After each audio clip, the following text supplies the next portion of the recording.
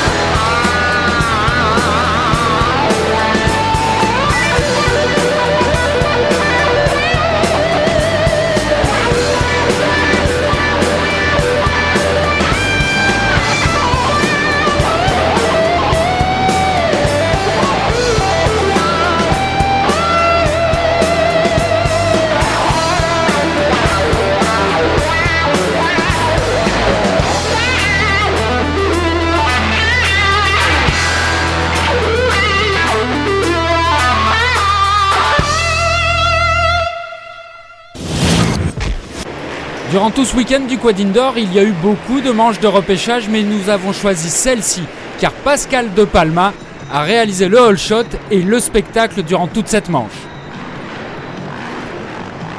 Alors une manche supplémentaire, Romain, est-ce que c'est pas trop dans un week-end comme ça où on court très régulièrement? Est-ce que c'est pas trop fatigant? C'est vrai, de se louper dans les quarts finales, ça nous fait aller en repêchage, donc ça fait une manche de plus, c'est toujours plus fatigant parce que c'est vraiment éprouvant le supercross, c'est tous les tours, c'est vraiment intensif, donc ça fait toujours une manche de plus et moins de temps de repos. Pascal De Palma donc toujours en tête devant Cyril Lamey, il a creusé le trou, cette fois-ci il ne peut plus être inquiété et ça, cette victoire de Pascal De Palma, ça fait vraiment plaisir au clan français. Oui, c'est vrai, tout le monde connaît Pascal De Palma, donc on a fait équipe ensemble, on a gagné le Touquet, on a fait 3e à l'endurance de Pont-de-Vaux, donc ça m'a fait vraiment plaisir qu'il gagne ce repêchage et on peut le voir, tout le monde est content et de toute façon Pascal De Palma est toujours là, toujours en forme et il nous fait vraiment toujours du spectacle.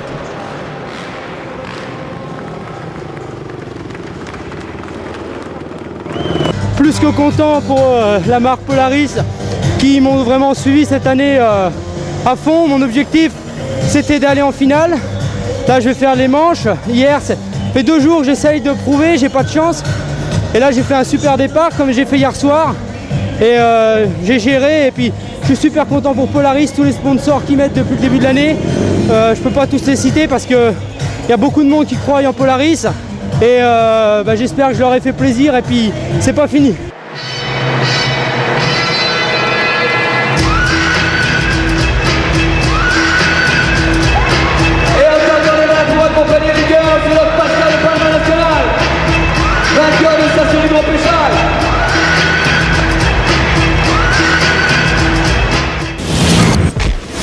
Allez, on revient aux choses sérieuses et à cette première demi-finale de la journée de dimanche, toujours avec Harold Gulman et vous, Romain Coupry, ainsi que John Mitchell et bien entendu Pascal De Palma.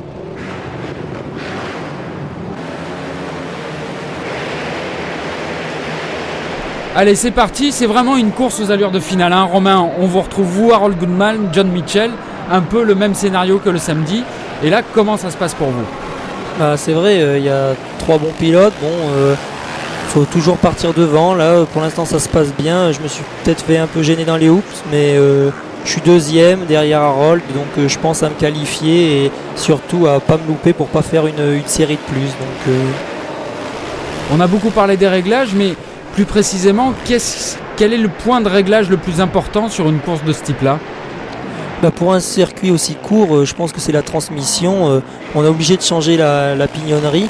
Donc le quad est beaucoup plus nerveux et sur un terrain de 28 secondes, il y a beaucoup d'accélération, beaucoup de petits virages serrés et il faut beaucoup de reprises.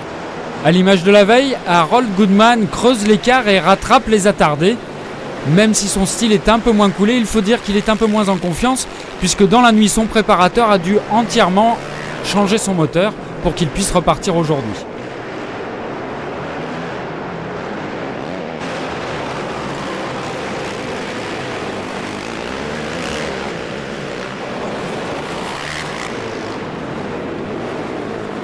Romain, ils vous ont énervé ces Américains de toujours être derrière eux, ça n'a pas été trop difficile?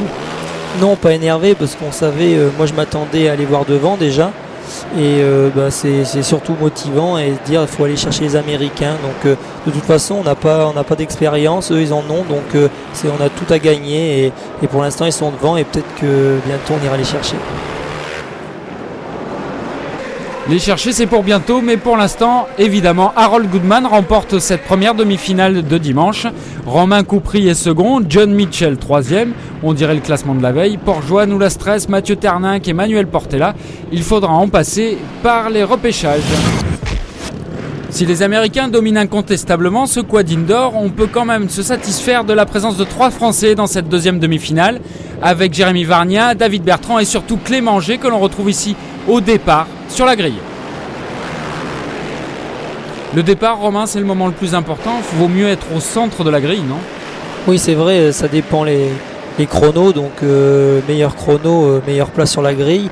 Et le milieu, je pense que c'est le mieux. On a plus de chances de sortir devant. Après, on prend les places qui restent.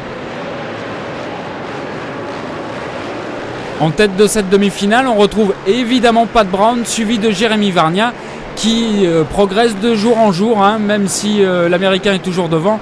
On sent bien que Jérémy a beaucoup appris en cette première journée de quad indoor. Et là, cette fois-ci, il est accompagné de Clément G et de David Bertrand, et ça, c'est une jolie surprise.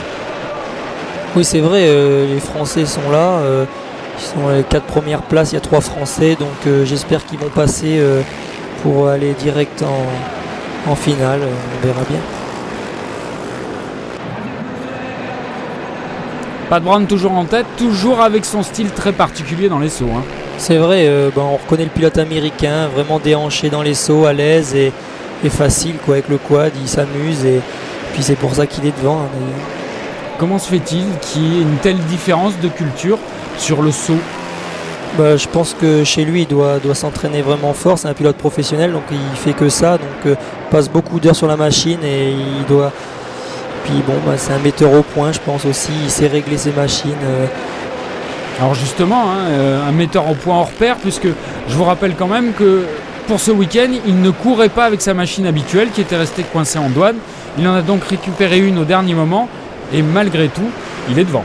Oui, c'est vrai, il avait peut-être pas la meilleure machine et il est devant, donc vraiment fort. Et je pense qu'il s'habitue à tout. Et puis là, il nous montre, il a vraiment un beau style et il nous a fait vraiment. Moi, il m'a vraiment impressionné tout le week-end.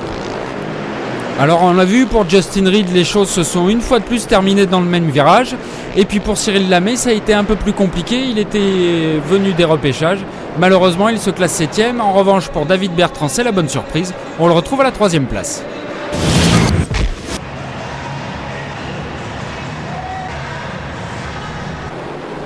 Dernière finale de ce week-end